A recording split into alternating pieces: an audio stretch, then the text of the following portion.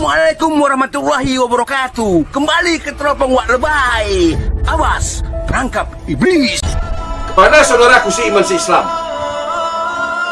aku ini hanyalah kata pengantar atau mukaddimah dalam buku. Untuk pendalaman kajian, materi kajiannya, itu yang punya wewenang adalah ahli ilmu. Ahli ilmu. Mereka itulah disebut ulama poros Nabi. Apa kata Allah? Qul hatu burhanakum. Awalnya apa? Tilka amaniyuhum. Itu adalah omong kosong mereka, kebohongan mereka. Qul hatu burhanakum in kuntum shadiqin. Ini ayat merupakan kaidah azimah, kaidah yang sangat agung, kaidah yang sangat besar, bahwa segala sesuatu pernyataan iya atau tidak memerlukan pembuktian ilmiah. Saya ulang, segala pernyataan iya atau tidak, perintah atau larangan, benar atau sesat, surga atau neraka dan seterusnya, memerlukan pembuktian ilmiah. Mana buktinya? Qul hatu burhanakum in kuntum shadiqin, kata Allah.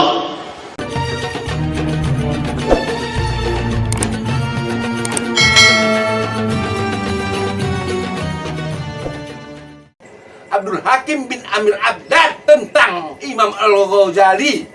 Kitab Ihya Al-Ghazali, kitab yang berjalan di atas manhaj tasawuf, dan hadis-hadis yang terdapat di dalam kitab Ihya ini jumlahnya banyak sekali dan berkisar di antara hadis-hadis yang palsu, sangat lemah, dhaif, hadis-hadis yang batil, dan termasuk hadis-hadis yang tidak ada asal usulnya, yakni yang tidak mempunyai sanad, sebanyak 900 hadis lebih. Ini telah diperiksa oleh Imam As-Subki dan dapat ditemukan di kitab Tabaqat Asy-Syafi'iyyah Kubra. Tabaqat Asy-Syafi'iyyah Kubra. Hadis-hadis yang ada dalam kitab Ihya ini yang sering dipakai oleh para penceramah di negeri kita ini, atau dimasukkan ke dalam bentuk tulisan. Dan hadis-hadis yang ada di kitab Ihya ini yang sering beredar di masyarakat, saya sebutkan di antaranya: raja'na minal jihadil asghar ilal jihadil akbar, ay jihadun nafs. Rasulullah sallallahu alaihi wasallam menurut Al-Ghazali telah bersabda sepulang dari perang, dalam redaksi yang lain sepulang dari perang Tabuk, yang masyhur sepulang dari perang Badar, ya. Beliau katanya bersabda bahwa kita kembali dari peperangan yang kecil menuju peperangan yang besar, yaitu jihad melawan hawa nafsu. Riwayat ini para ulama mengatakan la asla lahu, tidak ada asal usulnya. La asla lahu, tidak ditemukan sanadnya, jalannya orang-orang yang meriwayatkan hadis ini. Dan Imam Ghazali membawakannya di kitabnya Al-Ihya di dua tempat. Ini salah satu dari sekian ratus contoh hadis-hadis yang tidak ada asal usulnya di kitab Ihya. dan makna hadis ini pun batil. Dan kelihatannya orang yang membuat hadis palsu ini tidak mengetahui hakikat jihad yang sebenarnya dan perjuangan hawa nafsu, berjuang melawan hawa nafsu.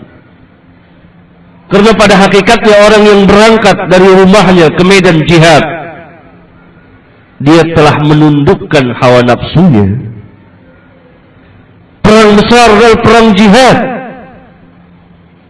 Seseorang tidak mungkin akan berangkat keluar dari rumahnya menuju medan perang, meninggalkan hartanya, meninggalkan kasur yang empuk di rumahnya, meninggalkan selimutnya, meninggalkan istrinya yang cantik, meninggalkan anak-anaknya, meninggalkan rumahnya, meninggalkan kendaraannya, meninggalkan perusahaannya dan seterusnya, berangkat ke medan jihad hanya dengan berbekal senjata. Kalau bukan dia telah menundukkan hawa nafsunya dan mengalahkan hawa nafsunya.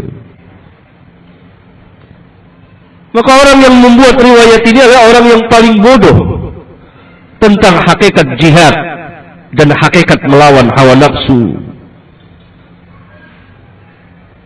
Saya uraikan ini di kitab saya yang barangkali insyaallah akan terbit, hadis-hadis dhaif dan maudhu jilid 1, memuat ratusan hadis dan umumnya diambil dari kitab Ihya sedikit demi sedikit. Misal lagi ikhtilafu ummati rahmah dan lain-lain, banyak sekali. Belum lagi hadis-hadis palsu yang menjelaskan tentang salat nisfu Sya'ban. Ini pun ada di kitab Ihya. Dan yang aneh-aneh yang pernah saya temukan di kitab Ihya. Oleh karena itu, Al-Ghazali sendiri di kitabnya Al-Qanun pernah mengatakan, bida'ati fi ilmi al-hadith mizjatun ay qalilah. Bida'ati, perbendaharaanku, fi ilmi al-hadith, di dalam ilmu hadis, mizjatun, sangat sedikit.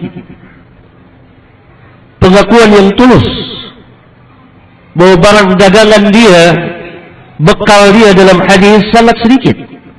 Oleh karena itu, pada akhir hayatnya beliau mempelajari Sahih Bukhari. Kata ulama, andai kata dia berumur, Allah berikan umur yang lebih dari itu, tentunya dia akan tampil sebagai ahli hadis. Karena kecerdikan yang ada padanya. Oleh karena itu, kitab-kitab beliau yang memuat hadis-hadis Rasulullah sallallahu alaihi wasallam tidak bisa dijadikan pegangan atau pengambilan hadis. Oleh karena itu, Al-Imam Al-Iraqi, guru dari Ibnu Hajar, telah mengadakan koreksian komentar-komentarnya terhadap hadis-hadis yang tercantum di kitab Ihya. Beliau susun kitab yang besar, kemudian kitab yang sedang, kemudian kitab yang kecil, yang sekarang ada di catatan kaki, kitab Ihya dalam bahasa Arab, atau terjemahannya dalam bahasa Indonesia pun langsung diterjemahkan di bawahnya. Dan kita bisa lihat di situ lembar demi lembar senantiasa dikatakan oleh Al-Imam Al-Iraqi, dhaif, dhaif, dhaif, sangat dhaif, tidak saya dapati, tidak ada asal usulnya, dan seterusnya dan seterusnya.